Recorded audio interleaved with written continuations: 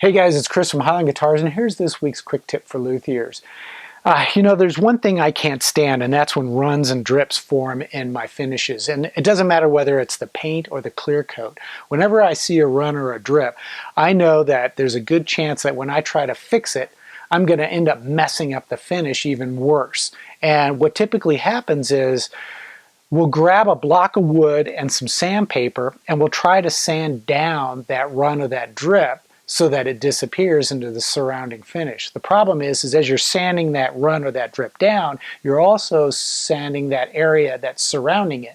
And if you're not careful, it's easy to sand through that and into the underlying wood and spoil your finish. So what you end up having to do is pretty much strip all the finish off that area and do a fairly significant spot repair. And it's just a pain to do. It takes time. Sometimes it doesn't match, and there's got to be a better way. Well, there is, and it's a technique that I discovered watching YouTube videos of auto body finishing experts as they were showing different techniques for applying finishes on cars.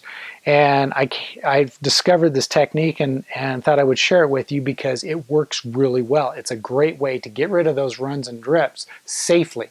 And to do it, what you're going to need is a plastic card. This is like an old credit card. Sometimes insurance companies, to try and get your business, will send you these cards in the mail. And normally you would want to just throw them away, but don't. Save these. They're great not only for this tip, but they're also good for spreading glue.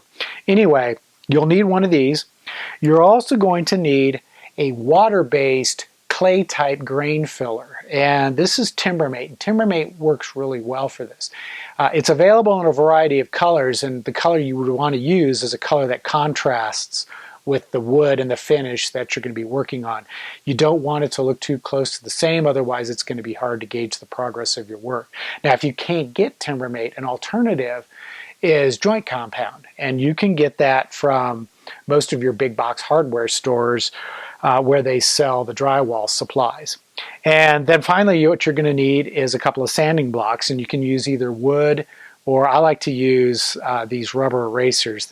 I get these at the dollar store, and you get a couple of them in a pack, and they work great for little spot sanding work. And then you'll need a couple of pieces of sandpaper. I would recommend a 220 to 320 grit.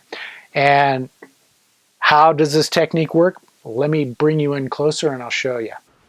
Okay, the first thing you have to do is apply some of the grain filler onto the surface, and you can just use a popsicle stick to do that. But then I'll spread it thin with my plastic card, and what I'm trying to do is cover the run or the sag itself as well as the areas surrounding it, and try to think of it in terms of how much of this surface are you going to be sanding, and you want to cover all of that with the Timbermate.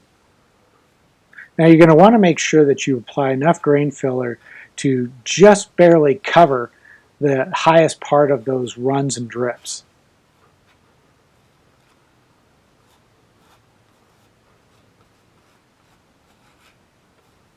After letting the grain filler thoroughly dry, I'm going to use my rubber eraser sanding block with some 220 grit sandpaper, and I'm going to begin sanding the dried filler until I just start to see the tops of the runs and the drips that had formed in the surface. As those runs and drips begin to appear, they're actually disappearing at the same time as I sand them down. However, the grain filler surrounding those runs and drips is actually protecting the thinner finish from being sanded through. Now, if you're planning to spray additional coats of finish, don't worry about sanding the run and drip completely level with the surrounding surface. Just take it as close as you can possibly get it. And then when you spray your additional coats, those should cover up what remains.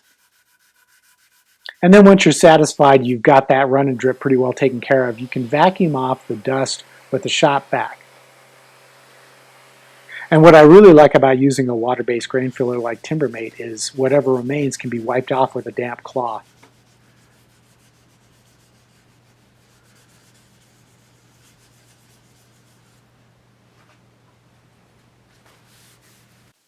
Okay, well there you have it. An incredibly simple way to get rid of those runs and drips without damaging the surrounding finish. So next time you spray a little bit of paint or clear coat on too heavy and those drips form, don't worry about it. It's easy to fix. Just grab some Timbermate, plastic card, scrape it on, sand it off once it's dry, and you should be good to go. So until the next episode, take care and we'll see you soon.